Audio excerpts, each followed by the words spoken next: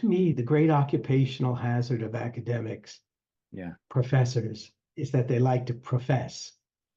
Mm. And a long time ago, I felt that it's not about professing anything. It's really about inviting the reader or the listener along this path of thinking. His thinking helps me help others see, glimpse Yeah. the core matter Yeah. of the mystery of our existence, of being. Thank you so much for tuning in to Circling Dialogos. If you are inspired by what we talk about on this channel and want to dive deeper and in fellowship with others, there's a number of ways you can do that. One is to become my client and work one-on-one with me. We also have circling events every week open to the public. We also do weekend intensives for circling every 4 to 6 weeks or so. And we have a year-long Art of Circling practitioner training program. We also have self-study programs that you can do at your own pace. All the relevant links, including my email, is below in the show notes. Please let me know if you have any questions. So welcome back, Richard. It's so good to have you back. I've just really, and I think I probably speak for a lot of the people who have watched our conversations, I've just really appreciated getting to know you personally and look forward to more of that. And also getting to know your work and dive into the deeper levels of it. And I have to say that it's by no planning did we plan this out exactly, but I actually like how we're doing this in that we started, just you and I first had a conversation just about you and your work in general, but then we specifically went to your latest book, which on some level is you really hearkening to not, you just really, in many ways, you left just the listening of Heideggerian scholars and philosophers, and you were really reaching people of all walks of life. And that's right. And then now we're going into the one, like the next one back in time, where it's a little bit more specifically about the philosophical per se, yet I can still hear you hearkening. In fact, you mentioned in there, this is written for people that are just not only interested in Heidegger, many other things. That's right. Yes. So this kind of, I don't know, I'm liking this kind of path of from the taking people from the wider context and then coming back in and into a more narrowing framework as your work is developed, going backward into it. I like that. Thank you. And I want to say again that I'm very happy to have these conversations, and I'm happy that you have read my work and you're interested in the work, but moreover, that we're engaged in walking this path together. I appreciate that very much. Yeah, totally. Yeah, totally. And this is the sense. I want to read a few things that you wrote, and we can extrapolate about it as the conversation goes on. But I think what I really got this time in reading through this book, and it's called it's the Shimmering of Being, right? Is the title? Heidegger's Being, the Shimmering Unfolding. Yes, Heidegger's Being, the Shimmering Unfolding. Is this? There's a way in which you write it, right? Which, as you're writing about the matter, you're doing in a way that exemplifies the matter.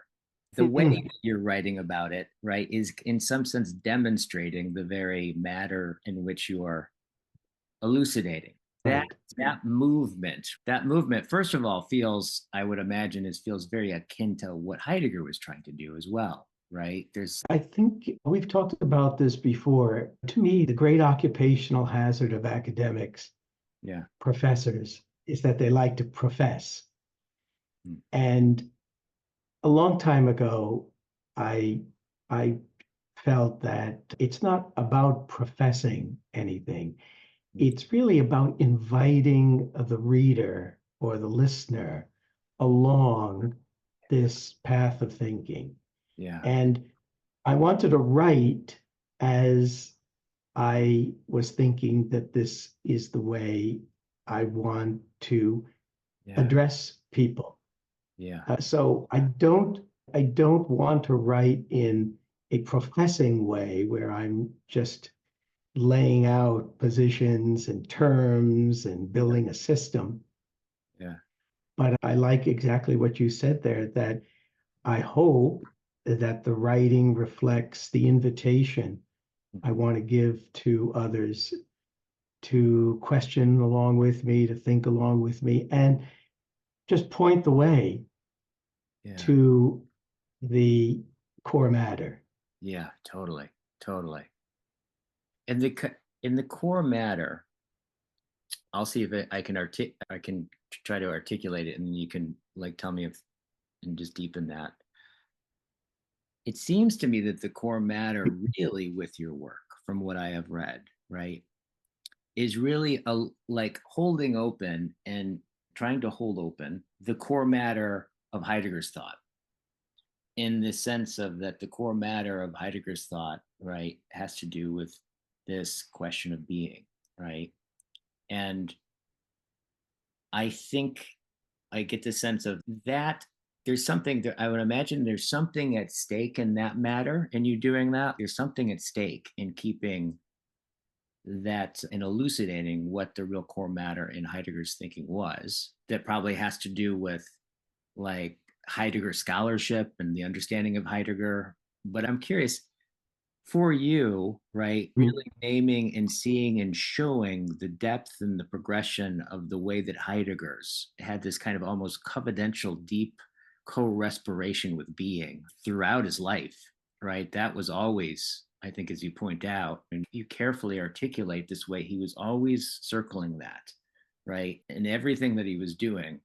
And he had different ways of looking at it and different approaches around that evolved, but it was all evolving around the matter of being. And for you, yes, I right, think for that's you, true.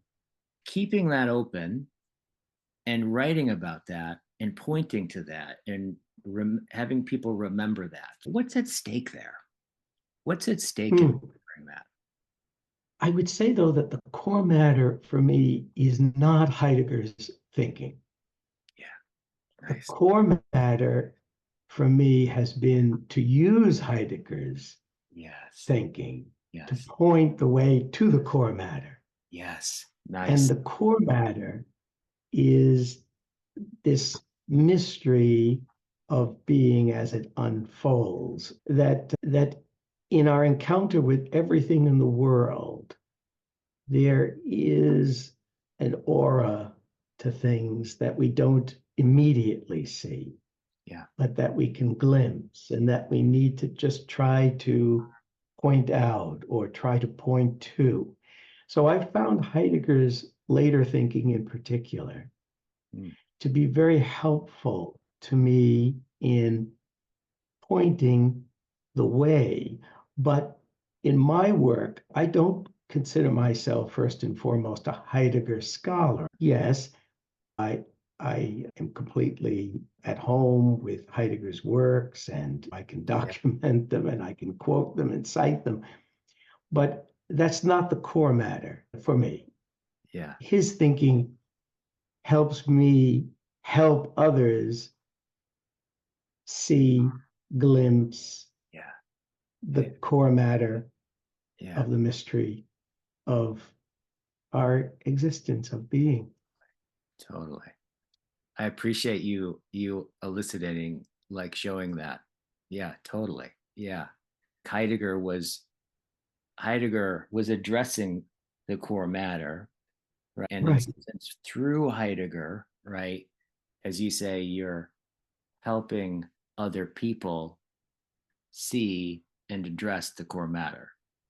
Exactly.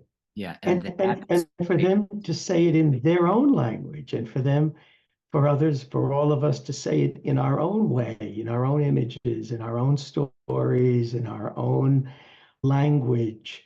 And that's why I'm not so obsessed with the terminology. I think we've talked about this before too. Some of my misgivings about other philosophical systems, including the Neoplatonic system, is that sometimes the core matter is obscured by Yeah. the vast accumulation and construction of terms and levels of being, and everything has to have a name. And we can get trapped in that and no longer see what the core matter is. Yeah. Yeah. Totally.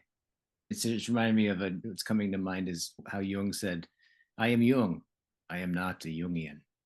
You talk about it like, yeah, Right. it's like elucidating it so that not so that they could be Heideggerian about it, but how they can be them in the face of the matter, right? That's right. Yeah. That's right. And I'm sure it's similar to what you're doing as well in your own work with clients, but it's, for me, on a philosophical level, it's about helping people discover this mystery in their own way. But we do need a language and we do need some form or structure. That's the nature of being human. But these forms and structures in the language is best when they point to something other than themselves, that they don't become ends in themselves. Yeah, totally. Totally. Me is striking too, just in the sense I'm thinking about what really brought me to pause in a recently reading, I think that William Desmond wrote. This really simple thing he said, the university can pay me to be a professor. They can't pay me to be a philosopher. Yeah. I was like, it's a simple saying, but there's so much that was said right there that in some sense, Yes. Yeah, no one can transactionally pay me to be a philosopher because it's such a personal encounter. It requires so much of a conscious turning towards with one's whole being that no one can do for you or even instruct you to do. I get that's Right. like this way. Right. But I think the good professor in the classroom does that as well, though. Yeah. I think that if you're going to be a philosopher in the classroom, then your classroom should be a place where you're inviting students to think along with you or with a great philosopher, but not profess at them, not impress them with your great learned expertise. Yeah. That's not the point. Yeah, that's totally not the point. And it's a Western preoccupation, I think, it amuses me sometimes because I've edited books and academic books, and it's quite crazy if you take a look at the contributors page, and people have a page and a half of their credentials. This seems to be an obsession among academics that you need a page and a half to present to people all of your accomplishments, achievements, and credentials. Yeah. And it's such a silly exercise, really, but it's so typical and it's so common. In fact, when I edit a book, I insist you have only 2 lines to introduce yourself. Yes, totally. Yeah, totally. Yes. So for you, this turning towards the core matter, what's at stake in that for you? Like, what's at stake in that? I would imagine it's a big question, I think. But the sense of that, if we say there's an infinite amount of things I could put my attention on in any single moment, right? So what I put my attention on, right, at some level, and what you bring your attention on in writing and about and studying about and everything that you just said, I would imagine that there's a sense of, in elucidating this, right, in the way that you just said, something's really at stake in it and us turning towards that. Would you say? Well, I don't know if we talked about this last time in the other book, but the last chapter in the other book, in Heidegger's Vineyard, I talk about an experience I had probably when I was 5 years old. This brilliant dream image. I think it was a dream image. It could have been a day image. I don't recall exactly, but it was an image of a brilliant, shining diamond just above me, a gleaming, shimmering diamond. Also, I've characterized it as in the shape of a kite. And In fact, I think the last chapter is titled that, if I recall here. I think it's called the Luminous Kite of Being. That's the last chapter of the other book. Yes. And from that point, I realized, for myself at least, that I belong to two different worlds. There is the average everyday world, which I love very much. I love all the particularities of the average everyday world. I love all the tasks and activities in the average everyday world. I don't despise it as some thinkers do or denigrate it. It is the average everyday world that we live in, what Heidegger calls the ontic world. Yeah. But I also had a sense that there was something behind or around or shining through that ontic world. And to me, we as human beings live in that ontic, ontological space, both spaces. Now, some people experience that more vividly than others, I think. Yeah. And so what's at stake for me is to give some testimony to that ontological realm, so that others who have had that experience or may be awakened to that experience, there's some assurance or reassurance that there are other people who have had that experience or have that experience, and that they're not alone, that there's a community of people who have that experience. But I think it is the nature of the character of being human to have both our ontic concerns, but also an ontological opening to, let's call it being, let's leave it nameless, whatever it is. It is certainly a great source and mystery of all things. Yeah. When you say that, what some of the things that come to mind for me is this. First of all, I've been noticing there's more and more papers and books that are addressing nihilism and different kinds of atheisms, right? Like that whole thing. And there seems to be something about our time that is in some way, I would imagine, right? There's one of this maybe speaks to a little bit what's at stake in being able to see that the ontological dimension, right?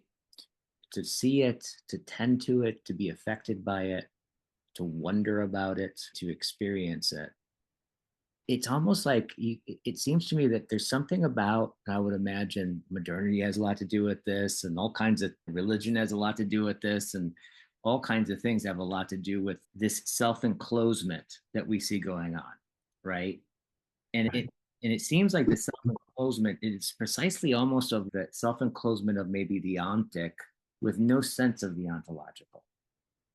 And it seems to me that maybe one of the ways that we are encountering that is in all the ways that we can get ill without that dimension.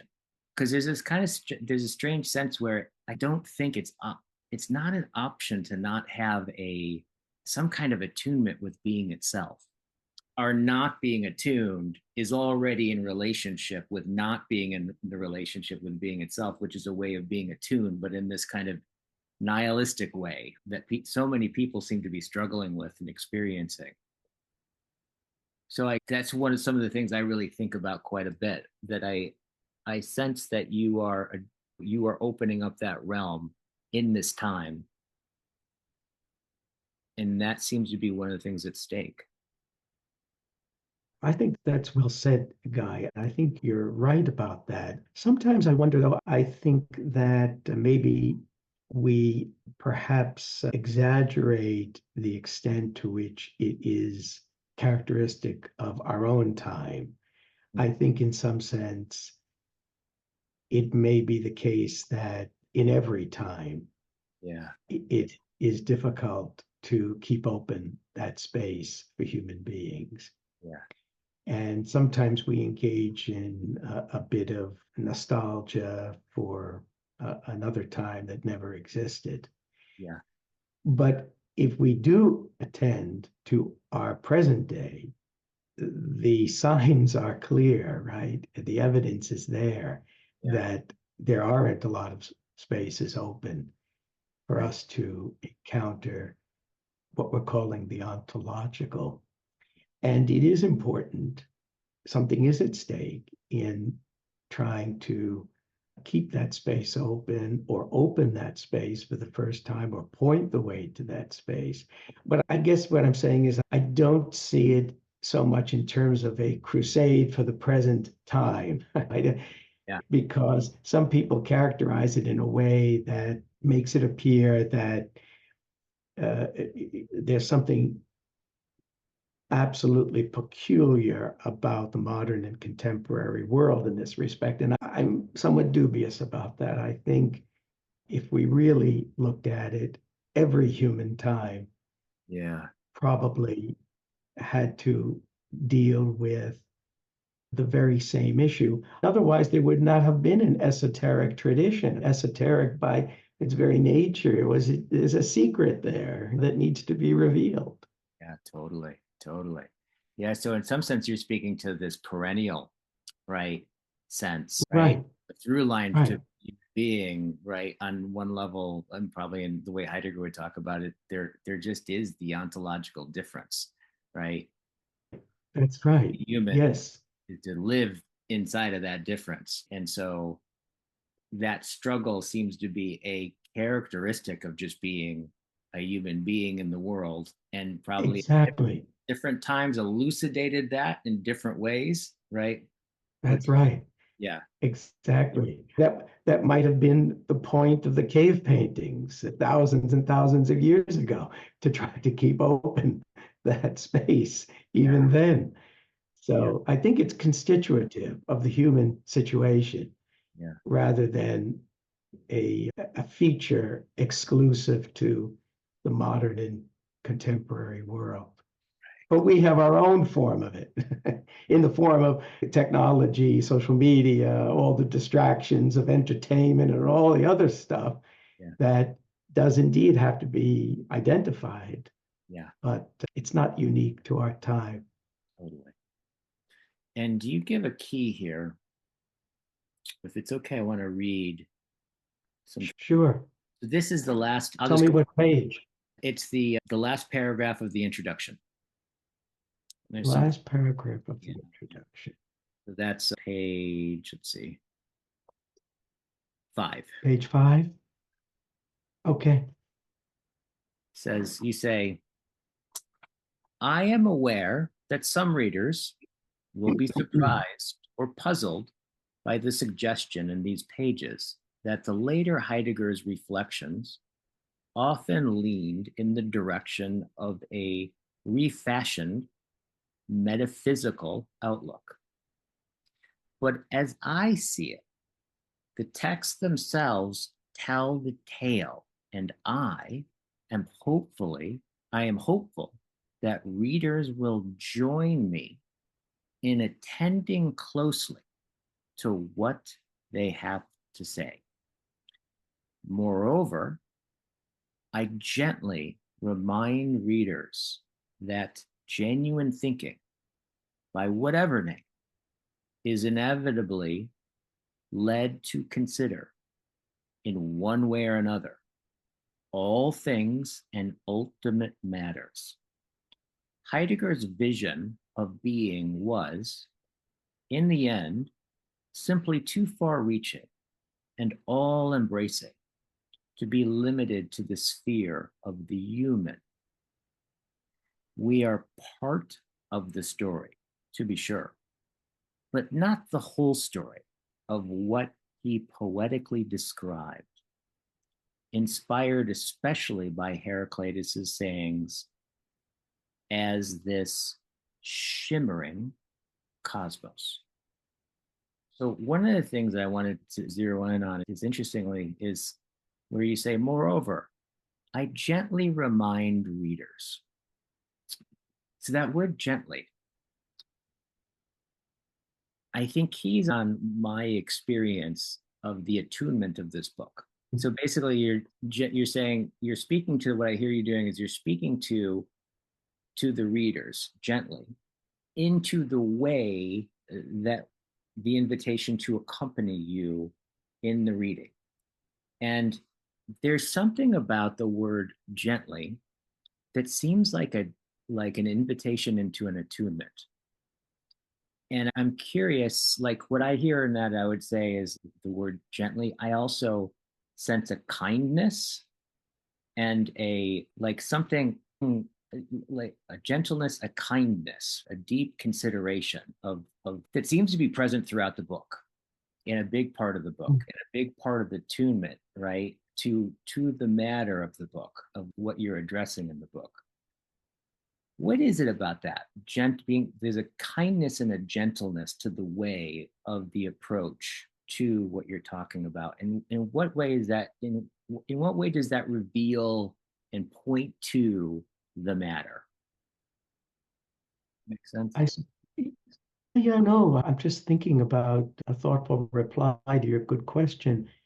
But it seems to me that sometimes when I'm writing, again, I'm thinking about the reader, and I'm thinking that many readers who read academic texts, or maybe who read or try to read on their own philosophy books, they're assaulted sometimes by, again, that professing that so many academics do.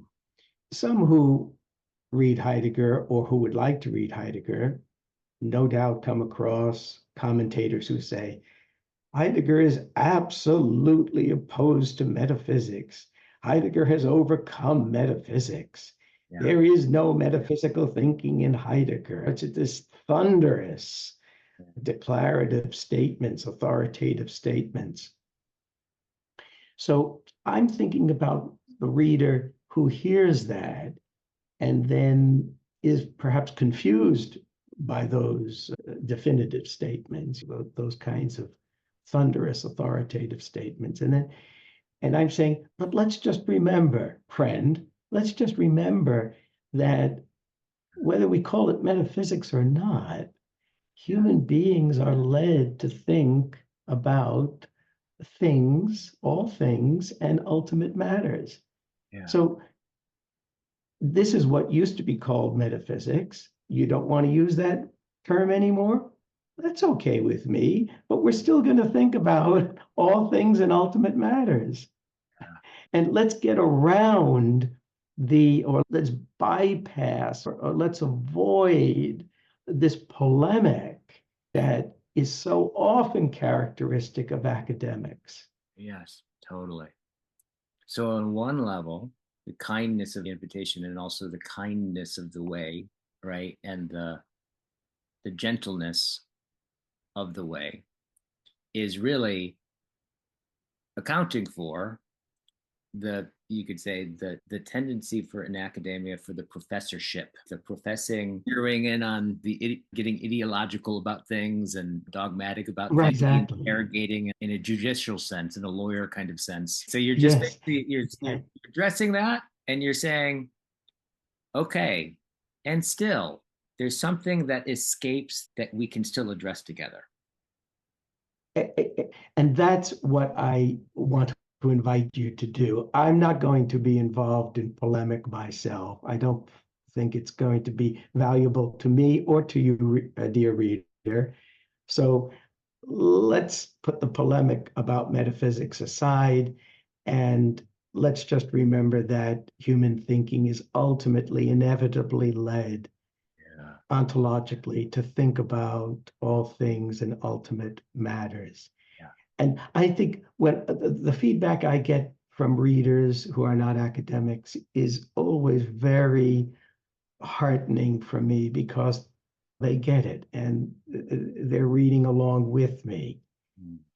Academics, some, yes, some not. A funny story, just recently, I wrote to a fellow, I won't say who it is, an academic in England, who wrote a book about mysticism, and I liked what he had to say. I thought he had some very interesting experiences that he was trying to articulate. he wrote back to me and immediately launched into a polemic about he sees it this way, but not this way. And we can only see it this way and not that way. And I thought, there's no conversation to be had here. There's no dialogue to be had here. So I said, thanks very much for your reply. And that's the end of that.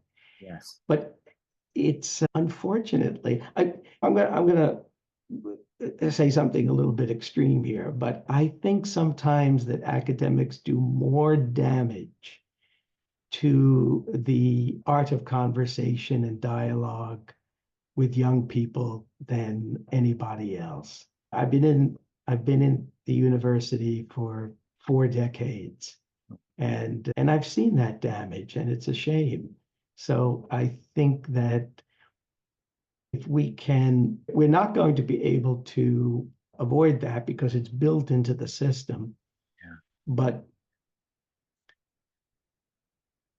in some small ways like this, I gently want to invite people to come and think, no matter what they have heard, no matter what they have been told, no matter what they have read, and the polemics that abound in the academy. Yes. Yeah, I just appreciate your way of articulating essentially the propositional tyranny, right? Yeah, of things that I think it goes back to even before Descartes, but Descartes really set a lot of this sense of truth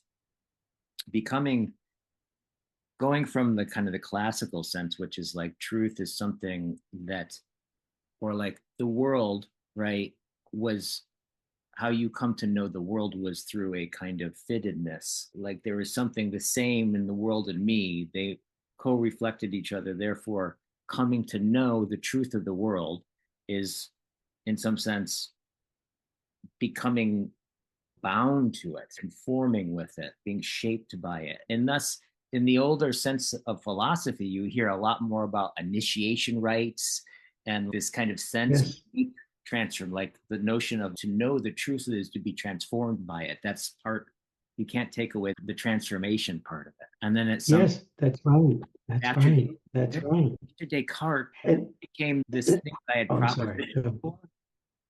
And now once it became like the tyranny of the propositional, now truth was just the correlation between proposition and thing in the world. As long as I had the correct propositions, like I didn't have to change in the matter in a certain sense. And I hear you, I hear you calling for hearkening back a bit to that deeper sense of a participatory truth, of a participatory and transformative truth, right? Yeah. Yes. And I would not simply lay it at the feet of Descartes, because in a way, I could say that it goes all the way back to Socrates. Now, I know not the Socrates that John loves, but there is something in the Socratic dialogue, and even Nietzsche and Heidegger mentioned that, but there's something in the Socratic dialogue that's somewhat disconcerting. It can be bullying, it can be humiliating. Yeah. And for all the virtue of the Socratic dialogue, sometimes it's not just a dialogue, it's an implicit polemic that Plato engages in. Yeah. And so it's a double-edged sword. It goes all the way back in the history of philosophy. But I think what you're talking about, and this is what the Neoplatonists picked up out of Plato, is there is also in Plato this participatory and transformative quality. But it's there side by side with a polemical Plato. He's not always very gentle or kind. So yeah, it's multivocal, right? Yeah, many sides to it, totally. And so and then you talked about, I notice every time that you use the word gentle, you have this kind of gathering motion with your hands, right? This sense of exactly, come. This sense of, like, as you reach out, I get this sense of like there's more here than we could ever name, yet we can still come along and be in relationship with it. Because come along, like, and yeah. Yeah. Yes, and that's how I feel it as well. It's not just a strategy, because that when I'm talking to students or if I'm talking with other people, I'm talking with you, I feel that we are engaged together in searching for something or looking for something or wanting to highlight something. So it Yeah. is something Yeah. that we share. Engage together, Yes, like that togethering. yes, It's even like you're reminding us of that in here as well, is that in this is that we're doing something. There is a community, right? That we are, the moment we speak anything, it implies a sense of a community. And in some sense, you're really putting that front and center, right? And this awareness right, walking together. We're considering, right. and that togethering is super important on the way that you invite it and the way you cultivate it. It just seems to be so much of what's spoken through the text. Yeah. Thank you. Thank you for saying that. Because when I'm writing, I always have the image or the sense that I am talking with others. I'm not Yeah. talking at them. Nobody wants to be talked at. Yeah. And I'm not professing to them. I'm talking with them. And Yeah. that's how I see my readers, or I see listeners. And so the writing follows, just naturally follows from that. So it's a real conversation, it's a real dialogue that you're in. Yeah. Yes, Yeah. yes, So there are many yes. And people I'm giving writer with you. clues or points or hints to what about this? Take a look here, or see this painting, or in this sculpture, or here's what Heidegger says here, and look what that points to. So it's even wider than Heidegger again, because even in this book, I'm talking about Rumi's poetry, or I'm talking about Robert Frost's poetry, or I'm talking about Jung or Alfred North Whitehead, whatever. Oh, in particular, in chapter one, which I happen to love chapter one in particular at the end, because I talk about that beautiful painting by Andrew Wyeth, Wind from the Sea. I'm asking the reader, look at this painting too, and it points in the same direction that we're talking about here. And so, yes, there are many signs along the way. And Heidegger, for me, is the larger framework that I'm working with, but there are so many more ways to open up that space or to point to Yeah. the mystery or the core matter. Yeah. That starts to speak a little bit to one of the things I wanted to talk with you about too, is your relationship with writing that, like actually writing this book and writing in general. I think you spoke to it a bit right there, where you're writing, you're actually imagining, in some sense, being in dialogue with people, speaking to people, showing them things. So there's something deeply relational, it sounds like, for you in the writing. And Yes. is it like, it's like I was thinking about, I think Bentley Hart, David Bentley Hart, who I think is an amazing writer. He says he's really, I'm first and foremost a writer, and I'm secondly a theologian or a philosopher. So for him, in some sense, the writing part, right, is really what he's doing, and it's important the way he says it and articulates it, and it's the writing, right, that's very prominent for him. Like that's one of the ways he thinks about this.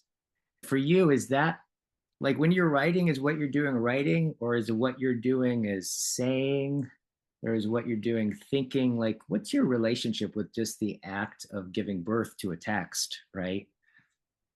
How do you think about Another good question. I would say it's probably more a kind of thinking and saying, because that? I don't pay a lot of attention to the writing itself. Yeah, In other words, I'm not sitting there thinking, okay, I'm going to call attention to my writing. No, because I see writing as a way to think and say to others what it is that I happen to see or that I think we all see in some way, or that we all can see if we point in the right direction. So I am not preoccupied with the art of writing. No, I don't spend a lot of time thinking about that. And that's why when you say these things, I learn it from you because I don't spend a lot of time thinking about the writing. Yeah. I'm thinking about thinking and experiencing and conveying that in image or language. Yeah. And is it like in the process of writing for you, is it, I would imagine it's a mixture of a bunch of things, but is it like sitting down and maybe writing the first and second chapter? Like, is there a sense of you're pretty clear about what you want to write about, and then you just lay it out as you're thinking about it? Or is it like in the act of writing, actually it's coming to you and coming together and forming itself through the engagement with the writing? How does that, I would imagine it's a lot of different things, but like, how would you put it? Yes. And I think it's ultimately very mysterious because I think I just experience it as just pouring out of me. It just pours out. The way musicians say music pours out of them, or a sculptor says it pours out of them, or a paint. It just flows. It just flows from some deep source that I have no idea how to identify. But I know it is a deep source because it's flowing. It's flowing from there. Interesting. Yeah. What you just said just reminded me of this story about this kind of legendary story about Matisse, the painter. The story goes is like the neighbors walking down the alley and Matisse is outside painting, right? He's outside resting, sitting underneath the shade and like sitting back, barely awake. And the neighbor runs by and says, Matisse, you are resting. He says, no, I'm working. And the neighbor's okay. And they go to the store or whatever, and he comes back by, and there's Matisse in the sun, like painting and sweating and like just working his Matisse thing, doing his Matisse thing. And the neighbor says, you are working, Matisse. And he stops and he says, no, now I am resting. I got that sense. I got that sense of perhaps the labor actually is before the writing. There's something going on. I would imagine it has something to do with the dialogues with your students and like your walks in the park and right. And then by the time you sit it down, right, it flows. I get something similar going on there. That's a perfect illustration, Guy. I think that's exactly right. I could be out for a walk. I could be looking at a painting in a museum, and then there is an intuition, there is an insight, there is something very deep, and then that's it. That then everything flows from that. Everything flows from that. Yeah, totally. That's really. I'm glad we talked about that because I think I like that story. And now I'm resting. Yeah, that's totally. Beautiful. Totally, that's beautifully said. Yeah, because I know some people. I talked to a friend of mine who's in the middle of writing a book, and I'm like checking with him. I was like, "So how's the writing going?" He's like, "It's good." What he says is, "Writing is giving birth. It's like going through labor, in a certain sense." So he's got for him, it's like he's really working things out in his writing. He's struggling just like a birth. But what I'm hearing is that the labor for you is like much more of what you're doing perhaps when you're not writing, when you're walking along and in the world and considering and dwelling in particular questions and talking with your students and sharing with your wife, and that's more the labor process perhaps. Yes. It's like also when composers sometimes say they just hear a melody in their head, and then they have to go down to the piano or to whatever instrument to work it out. And that's exactly what happens. I hear a melody in my head, and then I sit down to write about it. Yeah. That's awesome. That's really beautiful. So the next one I wanted to talk with you about, and let me pull it up. This is the first paragraph of the first chapter. Okay. And it starts off with a couple quotes by Heidegger. The first one is, "Beauty belongs to the unfolding of being." Oh, I'm sorry, that was the second one. Oh, sorry. So the first, okay. Okay, that's the title. That's right. The first one is beauty, and this is a quote by Heidegger. Beauty belongs to the unfolding of being. And the second one is cosmos as physis shimmers ungraspably through everything. And you go on in this first paragraph to say, the shining star in the night sky is beautiful.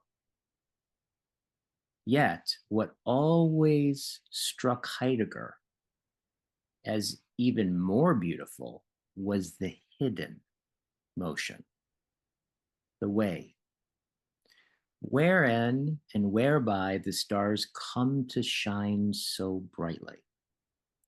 This way he named being, in distinction from beings, or the ontological difference. And as he saw it, being was named cosmos by Heraclitus. In my earlier books, Engaging Heidegger and Heidegger's Way of Being, I have elucidated how Heidegger understood the earliest Greek thinkers to have caught sight of the being way and named it as physis, aletheia, and the primordial logos.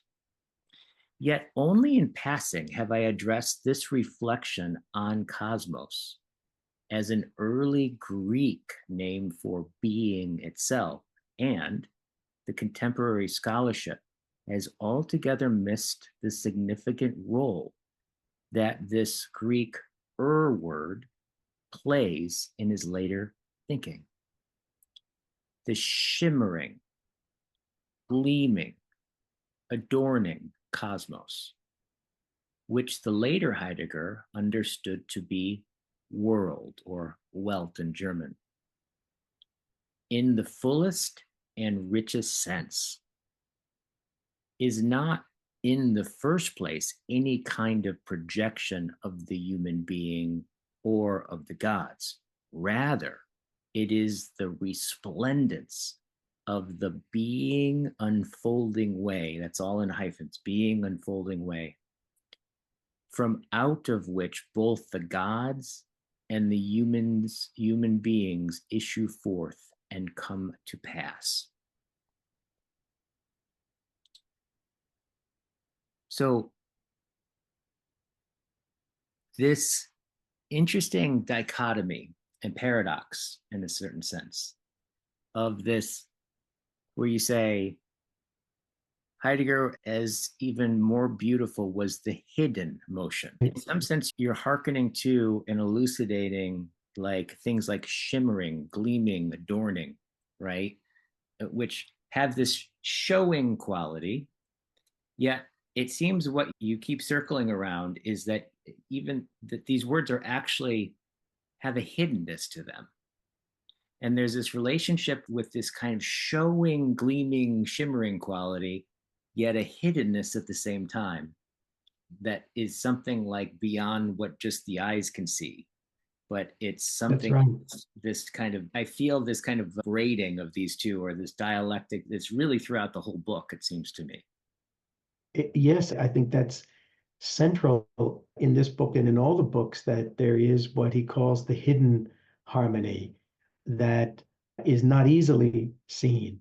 Yeah. But we can glimpse it, or we can have some sense of it, but we can't simply look at things as such. In other words, there's been such a preoccupation just with the thing itself or the object itself, Yeah. even as beautiful as they are, even as beautiful as they are, there's something hidden there that is not a thing itself or an object itself, but rather the very source of all of these things, or the way in which all of these things unfold.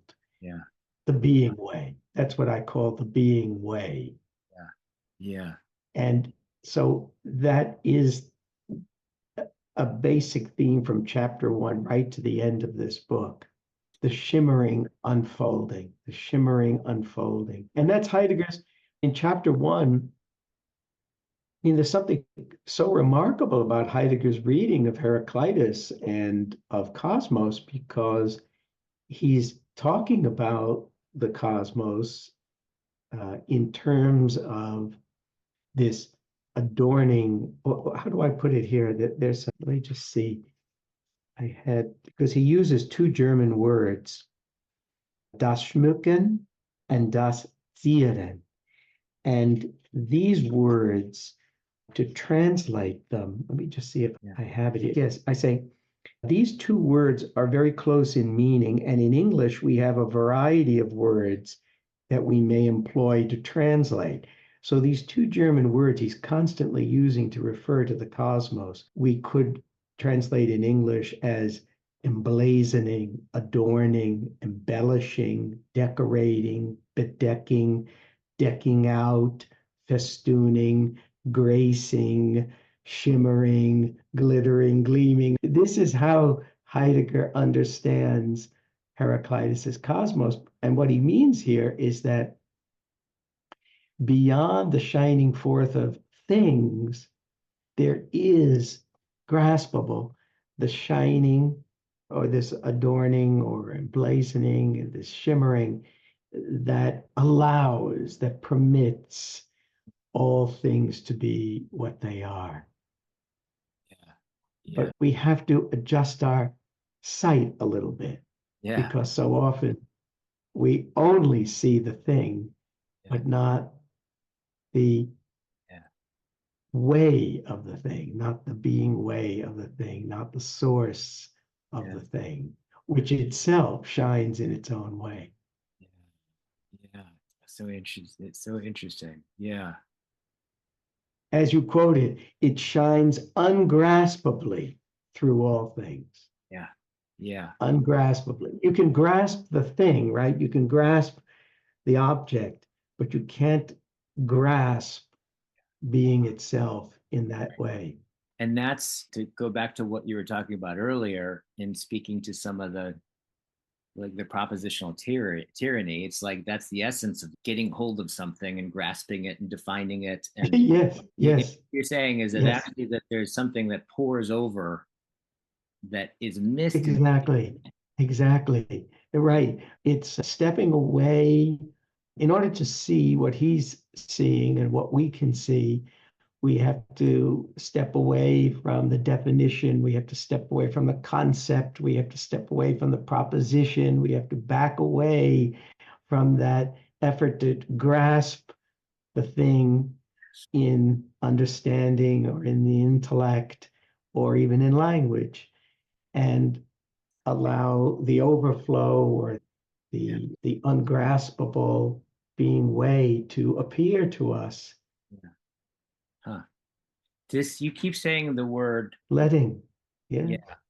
It's a very, that seems to be, if the eyes that could see the non-appearing harmony and the shimmering had a name for the organ, I would imagine it probably, the letting is the hand or something like that can not grasp. But this, and it's interesting because I'm hearing in this, in some way, another way of what we consider as action, right? I hear a possibility of being in the world in this way, whereas maybe actions aren't producing an outcome or a causal force of of a telos that you want to manifest or something like that, but like that there's something about this, that action could be something to do with letting, this sense of, there's one of the things that you highlight again and again throughout this book and emphasize also what Heidegger was really emphasizing, especially in his later work, which it's not just about us. We're a part of it, right? As you say, but it's not just about us determining being with our speech, right? And that being is inside of us. No, we're inside of it, right? Yes. And that actually, yes, we're not just articulating the world in much deeper sense of the way. The world is speaking us, if not speaking us, right? Speaking to us, but if not speaking us in the deepest sense of the word.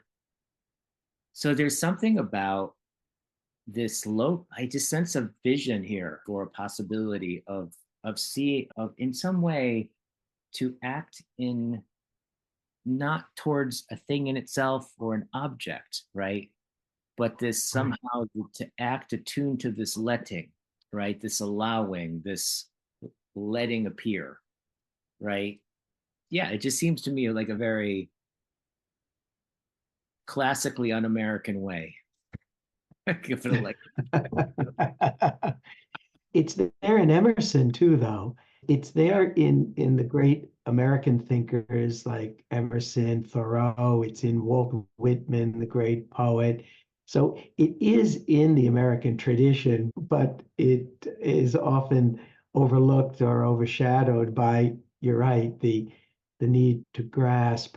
But again, also, I would personally want to say that insofar as we are an ontological unity that we talked about earlier, there is a place for grasping in the ontic world. So this letting or allowing or releasement belongs to the ontological realm, or our relation to the ontological, but certainly in the ontic dimension of our lives, yes, we do have to do some conceptualizing and defining and grasping and holding on to the object or formulating the object or the thing.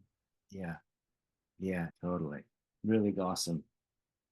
But it is there in Emerson. In fact, I was just talking about Emerson with my students, and to me today, if we need an antidote to the kind of grasping you're talking about, right, that's so common in our culture today, read some Emerson. And I tell my students this because Emerson's accessible. If they read The Oversoul or the essay on nature, he's pointing to the very same thing. Yeah. Very same thing. Yeah, totally. It's funny, I keep thinking about too, just this experience, I think, where I would imagine where one of the most commonplace that this shimmering, gleaming can really show up is like when with children. This, you see it all the time where, somebody who there's who they were and what they talked about and the way that they approach things, right? Before they had a kid, and then they had a kid, and like something that transforms in them. And I sense that part of that is just being before the shimmering that seems to be come through the child's face. And I would imagine that there's something to do with that, because I've been thinking about this a lot, because I have a 22-year-old and then I have a 3-year-old. And I could just, if I just get really present and just look at them, there's something like, whoop, there's some kind of like something like, it's like this, it's overdeterminate, right? Like it creates a sense of wonder. And I have a feeling that's probably, although it seems to be that you could probably in principle have that relationship with anything, right? There's something about being a parent, because you have a specific relationship with this child of once not having existed, right? And that, I think that's the feeling I get is, wait a minute, okay, like a little over 3 years ago, there was no one here. This was just empty space. And now here's this being with saying daddy, looking at, it's like, there's some leap in there that I can't quite get over, but it's almost like that his non his notness shows first and then his face comes forward. There's something about this luminosity that I think really seems to come through in that relation. I would agree.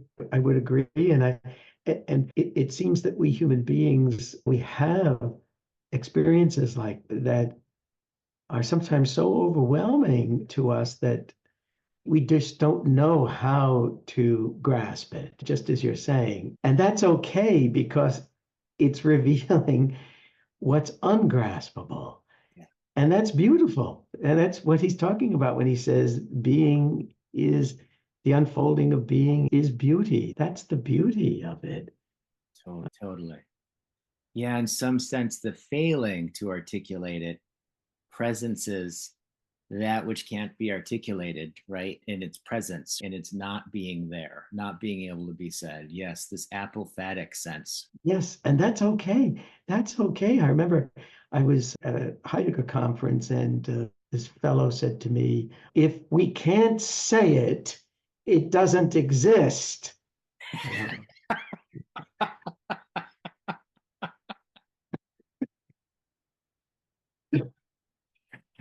So you come across this. Yeah, totally. And he was adamant about that as well. Yes, a sense of deep ontological constipation.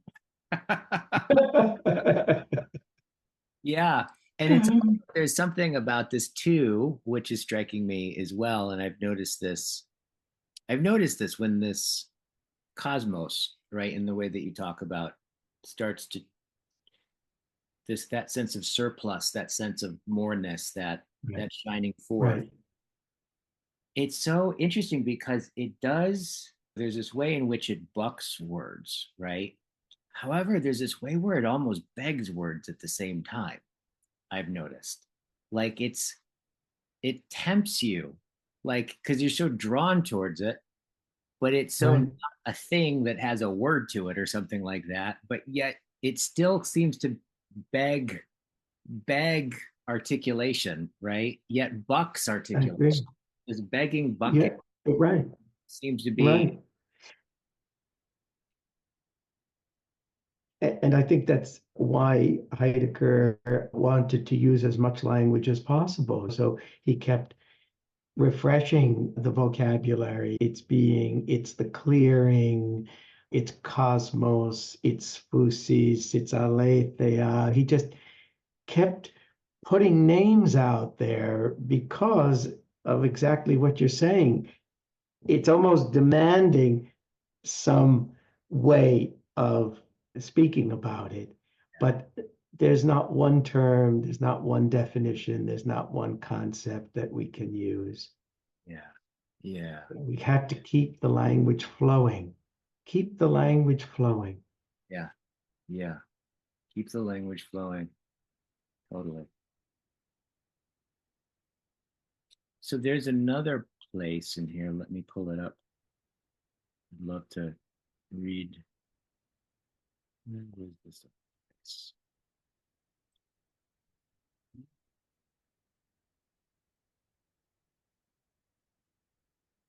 Okay, this is page 13, starting the second page. Yeah, page 13, the second paragraph. Okay. It says, this shining joining, again, hyphened, this shining joining, he continues, that allows all beings to shine forth and steers them together in the ensemble is named in the German language with the word das. Would you say that for me? Das Schmucken. Das Schmucken. Das Schmucken. And das Zieren. These are two words often mentioned and favored by Heidegger, but again, often overlooked by the commentators. The two words are very close in meaning, and in English, we have a variety of words that we may employ to translate. Right.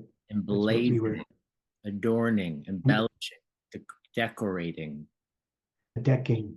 Yes, decking out, festooning, gracing. It is best that we keep all of these English words in play as we follow Heidegger's discussion, because his key point is that the das Schmucken and the das Zieren, this emblazing and adorning, does not in the first place refer to any particular being or thing that shines forth brilliantly, but rather to, quote, the lighting, clearing, letting appear itself, by which and through which everything is steered to its proper place and radiates and gleams from itself. This is this primordial emblazoning and adorning, but yes, also the fundamental meaning of the Greek word cosmos as employed by Heraclitus. Heidegger states, cosmos is another name for the primordial emblazoning adorning, this shimmering cosmos, and both words, cosmos and désir, also convey the sense of what stands out and is noble and full of honor. Accordingly, the highest god, Zeus, bore the name Cosmos, and the Cretans called their political leaders Cosmoia. But more fundamentally, the sense is of all beings, everything, appearing in the light, standing in the open, of renown and radiance. Yes. So this, much of what we actually covered a little bit of this when we were talking before. It's yes. Which yes. Everything is steered to its proper place and radiates and gleams from itself. Physis is this primordial emblazoning and adorning. This is difficult. I point out in other places, this is the Heidegger that is so puzzling to so many because they can't understand, why is he talking about the cosmos as emblazoning, adorning, as shimmering and shining and gleaming? First of all, I think he's right that cosmos did have that sense in the pre-Socratic world. In the earliest Greek use of that term, it did have a sense of that. But moreover, he's trying to get at seeing, again, as we talked about earlier, seeing not just things as collected in the cosmos space of science, but rather to see what is not easily seen, and that's that being way, the shining that allows all things to shine forth. Yeah, this allowing. And there's something about, it's interesting, just that it seems telling to me in some way, you've emphasized these different names for being. And it had me thinking about what a name is. Like we have names. What our pets have names, right? Like a mountain has a name, but our names aren't descriptions, right? It seems like there's something about a name that precisely isn't a description of a thing, but is somehow a name gathers a bunch of things, right? Yet, in that it's a name is accounting for its irreducibility to any of the things that name gathers, right? So it's just striking that what you point out. And I've read a lot of I have more Heidegger books than like I legally should have as a non-academic. And I don't, I have not heard anyone at least emphasize it to the degree that you do in this. That's true. Heidegger. And just That's true. wondering, like, what is it? What do you understand about when we name something and when something has a name? What is that exactly? What's going on? Yeah, I think when we name something, we're calling it forth. We're trying to bring it into appearance. Yeah. We're trying to bring it into presence. And as you say, naming something brings it before us in a special way. And I think what I learned from Heidegger is that when we're talking about not just things, but when we're talking about being itself, the being way, we can call it forth with many names, with many names. Yeah. Because every name opens up another possibility for thinking. Yeah. So in that respect, Heidegger is a different thinker from many previous thinkers, because in the history of philosophy, thinkers often used a very rigid vocabulary to talk about things. Yeah. Not that they weren't on to maybe the same core matter, but what was required was a rigid terminology or a rigid vocabulary. And Heidegger breaks that all open. Totally. And he says, no, we're not going to stop at one word. Even the word being, he says, it's provisional. Let's use other words to call this forth, to bring it into appearance for us. And every name that he uses suggests another feature of the ungraspable. Yes. Yeah. Yeah. So the many names is simultaneously gathering it forth, calling it into appearance, but also many names, or the interchangeable of the names, and noticing these names like are also, in that there are many, point to the beyond all names, right? In some way, right? Yes, it speaks to the inexhaustibility of what is calling us, what we're trying to call forth, and what is calling us. It is inexhaustible and inexpressible, and yet we human beings who have language, we as you say, we want to call it forth in a name or in names, in language. And that's Heidegger's love of language. He certainly loved language for that reason.